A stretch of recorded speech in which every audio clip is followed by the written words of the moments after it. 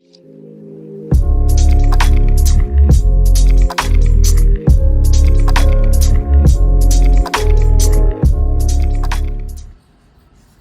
to Sister Sis. Hey, y'all, did y'all miss us? Because we sure missed you. Look, watch, like, and subscribe to our channel at Sister Sis 1988, as well as follow us on all our social media platforms at Sister Sis 1988. And we're going to come with you with a second episode of our show with Mr. Wayne Faulkner. But the other books that you wrote, I want to kind of get, is it like Volume 1, Volume 2, Volume 3, or all three books were hitting something different for your readers? No, the first book, as I said before, is How to Think and Create Success. The second book is Sit Back a Stepping Stone, It's Your Choice. And the third book, which I haven't released, so I can't say a whole lot about it. But what I'll tell you the basic theme of that book, I was thinking, I have two sons, aged 29 and 32. And I was thinking, I was having a conversation with my oldest son, and I said, all of the things and all the books I suggested you read to gain insight, knowledge, and wisdom, I says, okay, one day you may say, well, my kids that I have, how can I go about teaching them? Let's say if I start with my child in second grade and start just consistently teaching them success principles and secrets of life. I said, well, I'm gonna write a book about that. Or you can take that book and use it as a guide. You take your second grade child and you start teaching them on a second grade level, and naturally it's gonna get more extensive when you get to third grade, on up, fourth, fifth, sixth, junior high and high school, on into college. So that's what that book is all about. It's a guide for parents to be able to teach their children life lessons, success principles, and secrets about being a success. It's very unique. So your children were your inspiration behind your books? Well, yes. They're adults now, but yes. And, my books culminated out of me, I guess, the trials and tribulations and things that I faced over the years. I always had a lot of questions. I started thinking, and just pondering, such, something is not right. There has to be more to what's going on than what I know and realize what's going on. I said, whoa, it's, So it led me to do a lot of deep introspection and start researching and reading a lot. And I started connecting the dots as to how the universe worked and how things work in general. And I said, well, I started out with my first book. It started out as a course. I was going to design a course to sell online. And I was talking to my son about it. Well, I said, I'm going to send you a copy of this so that you proofread. And he read it and he thought it was absolutely incredible. And I says, well, could this be a book? He said, I don't know. I said, well, let me keep writing it. Hey, it evolved into a book. And that's what we have. It became a book. And I started from there, writing and hadn't stopped yet. And don't intend to. Okay. So does the writing go along with your think to create theory? Yes, absolutely. Let me tell you a little bit about that. I think you'll find it to be interesting as well. Now, and it's going to tie right into absolutely all of those 4 steps. Now, my writing process is like this. Usually, when I go to bed, I will sit on the side of my bed and I will say an affirmation of this type.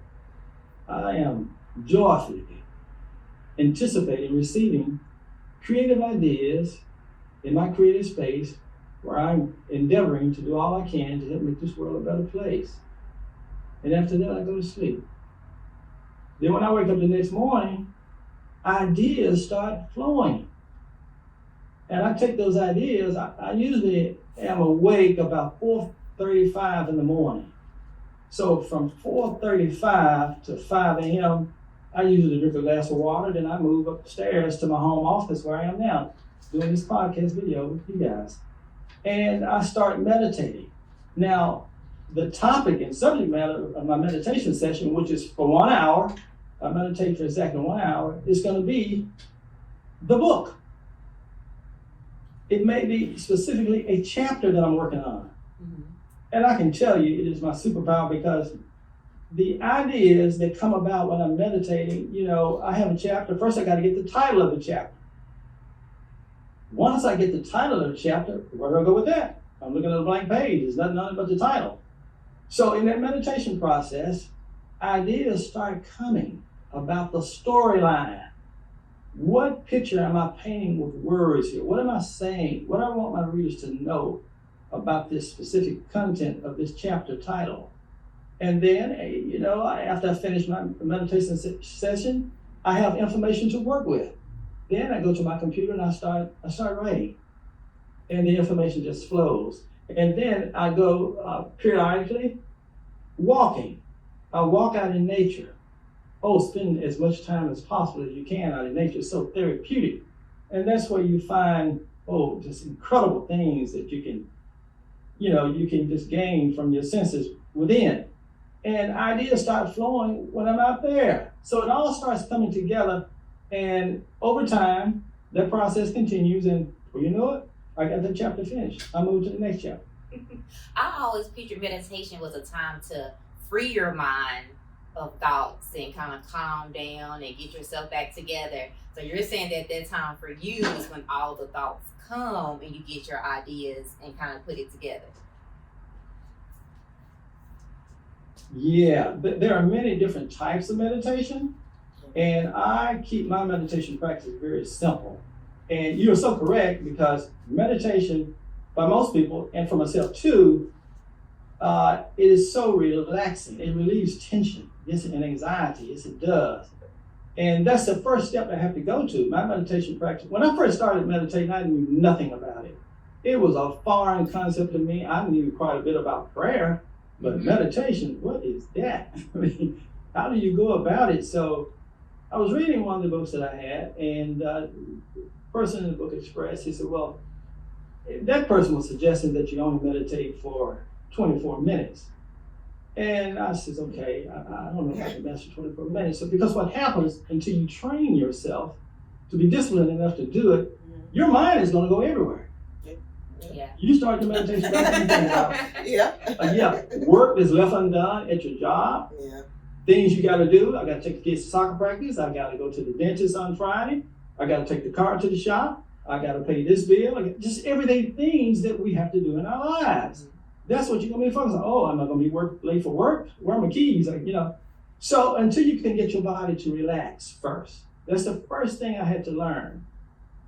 My struggle is being able to get relaxed. Once I learned how to relax my body, then I was able to more or less flow into the meditation process and concept of meditating.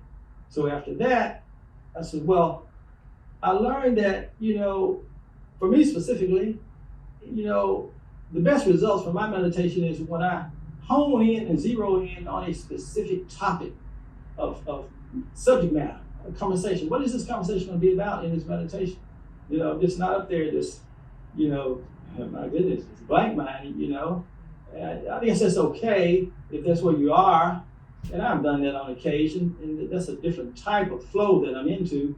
But on specific problems, so you have a problem or a challenge that you're trying to work out, you want to meditate on it. And I can assure you, you're going to get effective results and solutions to that problem or that setback or that, that situation that you're involved in. You're going to get some information. Yes, you will. Okay. So how can one gain power over one's personal circumstances?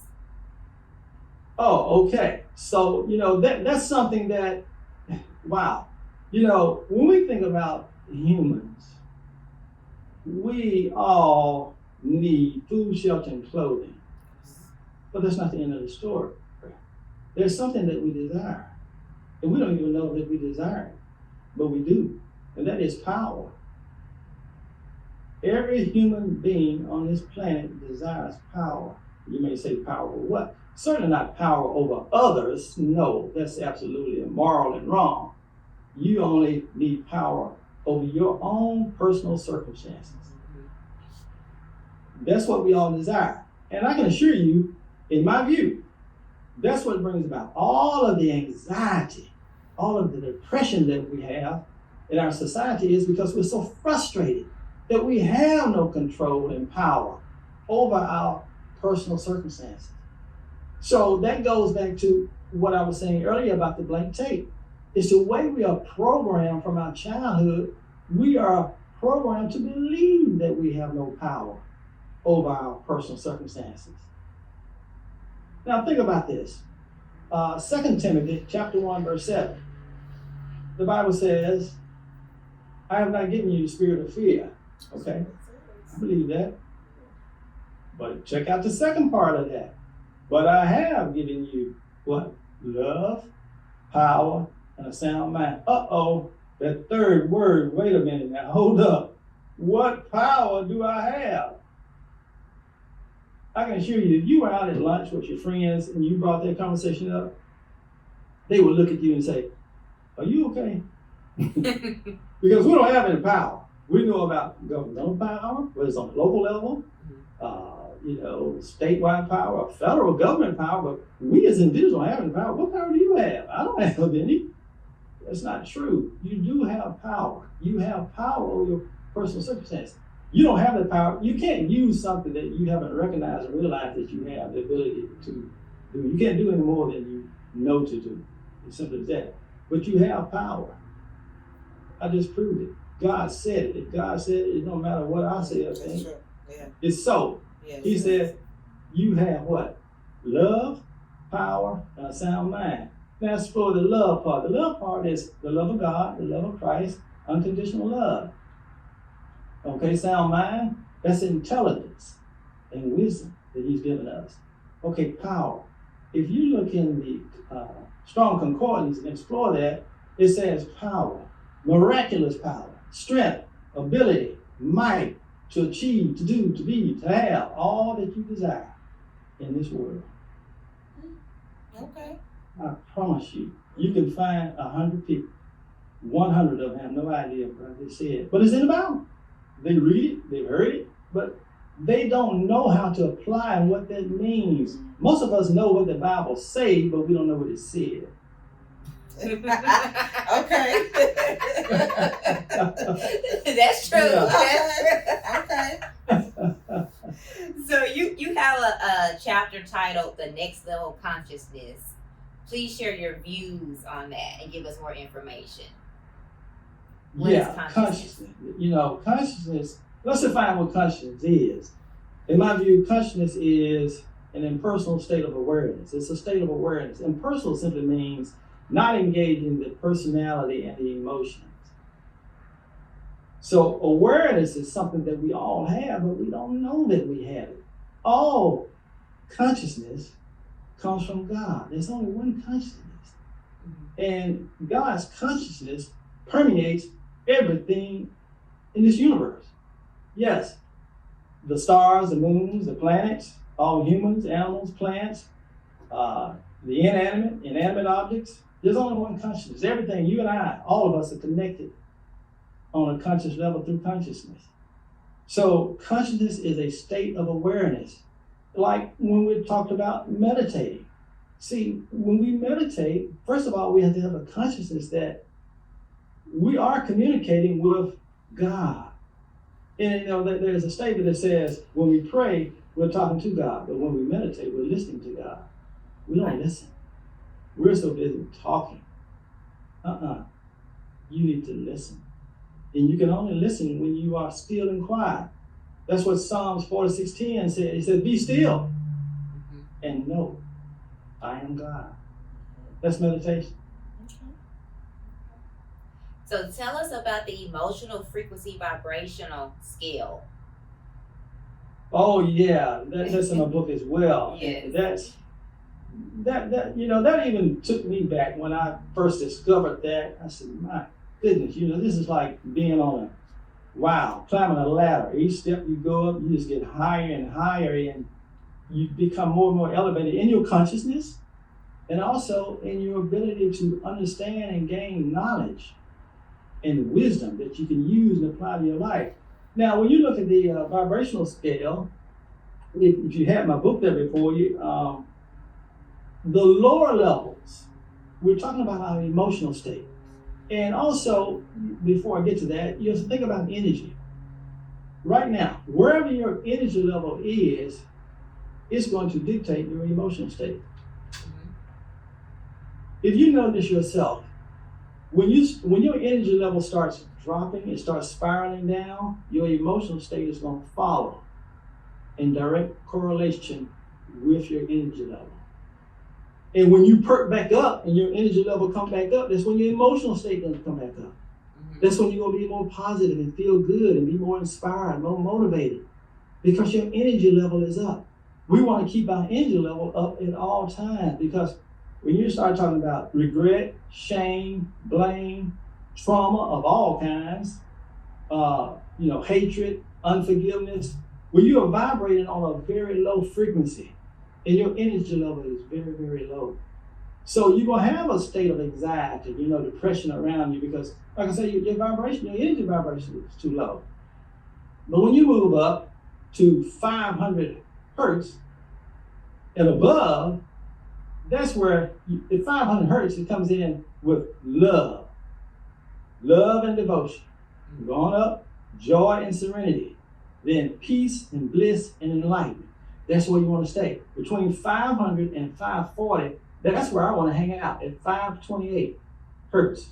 And my affirmation is simply this: my emotional vibrational frequency level is 528 hertz of love and devotion, joy and serenity, peace, bliss, and enlightenment. That's all day and every day, no matter what's going on around me. If I feel myself drifting down, I got to come back with it. Come on up out of there now. You got to come up on a higher level, keep your energy up. And that's what's going to keep you on a higher plane emotionally. Yes. And life is going to be good for you because, in everyday life, we experience whatever the inner you projects. Whatever's going on inside of you, that's what you're going to project to the outside. If you find somebody and they just flare off and go off on you or somebody, you never thought about, and they certainly haven't thought about how they were feeling inside moments before that. Their energy level was so low, so negative, until any little thing just keyed them off. And they just went off and said some things, that they are sorry for later. But they were in that emotional state at that point in time. If they'd have been on that higher level, emotionally, their energy up higher, well, what you're saying, it wouldn't have fazed them at all. It would have been like water running off a duck's back. So what? Okay, let's talk about this. So in your chapter, Why Am I Stuck? Can you elaborate on why people feel stuck in situations? Yes. That's a question that I hear a lot when I'm on podcasts and radio talk shows. Calling, listeners, they always ask that question. Why am I stuck? Why do I feel stuck? Why do people feel stuck in general? That's it's very simple to me, but here it is. It's a series of things. You go back to your past programming, how you were raised, your past programming, okay? And also how you think, your manner of thinking, what you believe. And there's a tricky force that you hadn't even considered, that is your ego. Your ego is that voice that you hear in your head. All negative energy is a contradiction of your ego. Yes, it will contradict everything you try to do or say that's positive. It will throw you off and keep you unbalanced, because in that environment of being unbalanced, it knows that it can keep control of you. That's what your ego wants to do. Absolutely. So that's why I tell people, think and create, meditate and journal. Yes, you got to learn how to think. And you create your own environment. Yes, thinkers, they create their own world. Mm-hmm. See, the world that I want, I have to create it. It comes from inside of me. And I should be wanting to create a world like what? I always say my world is filled with love, joy, happiness, peace, unconditional love, abundance, prosperity, health and wellness, hope, awareness, inspiration, motivation, generosity, curiosity, wonder, all of those things. That's what I'm saying with my words I want my world to be. So how we think in the words we speak, that's what gives us power over our circumstances. The manner in which we think and the words we speak gives us power over our personal circumstances. Now, I have no power over you guys' personal circumstances, none whatsoever. I only have power over my own personal circumstances. And that is gained from how I think and the words I speak. Okay. So what are your thoughts on counseling? Do you encourage people to seek counseling?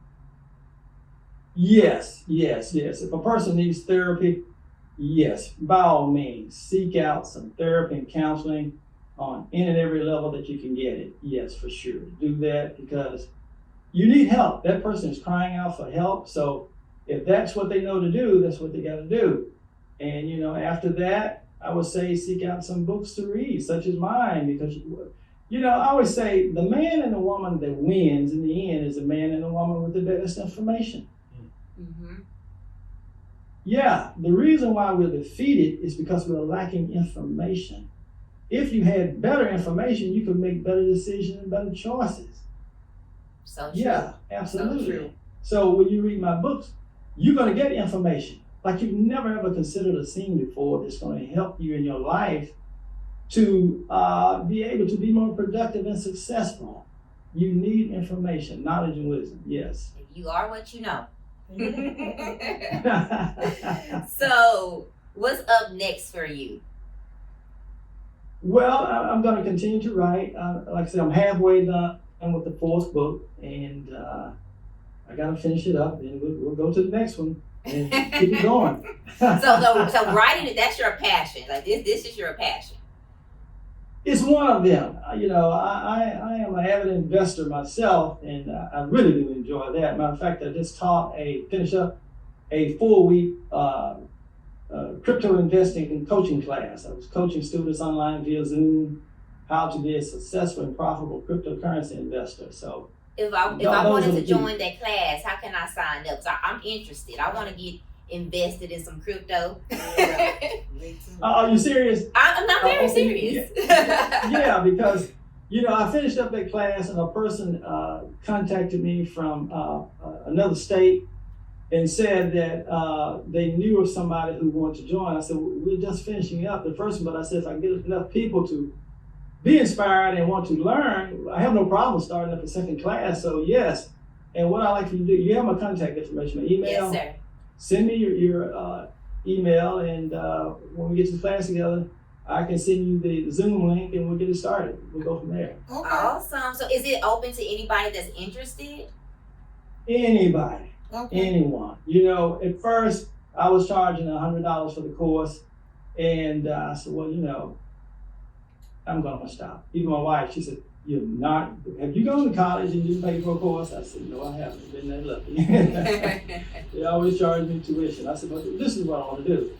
I don't want the cost for the course to deter somebody from joining. And I want them to use that $100 that they will pay for the course to invest it. Let that be part of your first investment on whatever level you intend to invest, and go from there. I said, I'm doing good. I'm great. So I can do that. That is so I awesome. just have a good time teaching others how to do it. Okay. That is so We'll take you up on that. Definitely.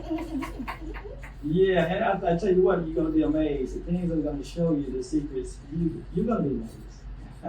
Okay. So have any of your students called you with success? Anybody got some good news after they took the course? We just finished up, and I was online with one of the students, and because she just did her first round of investing, and she called me up. She says, okay, I'm ready to do a second round. I said, great, let me send you the link and we get started, because it's so new to her. I'm guiding her, holding her hand through it, which I have no problem doing. I have to do that for you guys too. because it's a little complicated until you learn it. It's just like learning to play a musical instrument. I mean, you look at somebody who can play a violin, you don't have a clue what they're doing. Your ears tell you, you know, you like it, but as far as, can you pick this up and play it? No, baby, I can't. No, you don't want talk me like to. Yeah. So, yeah, she was looking at her account. We were looking at it online. She says, what did I start with? She said, it's more than what I started with now. I said, yeah, it is. And I said, it's very, very early. You just started. You know, you said the account hadn't been open 2 weeks, 3 weeks. So I said, but it's moving in the right direction. I said, well, you haven't seen anything yet. Just hang on. Oh, okay. Well, all right then. Well, Mr. Faulkner, I will tell you, we have enjoyed you. We don't want to take up too much more of your time, but we do appreciate your passion for, you know, individual success. It sounds like for everybody, man, woman, child, actually. Yes. We do appreciate that. Keep writing those books, and hopefully we'll be getting back in contact with you soon. Yes, I've enjoyed being here, and it's been a ball. Okay. Thank you so much. So, Okay, thank you. thank you. So, Until next time. there's strength in sisterhood. And supporting sisterhood. Bye. Bye.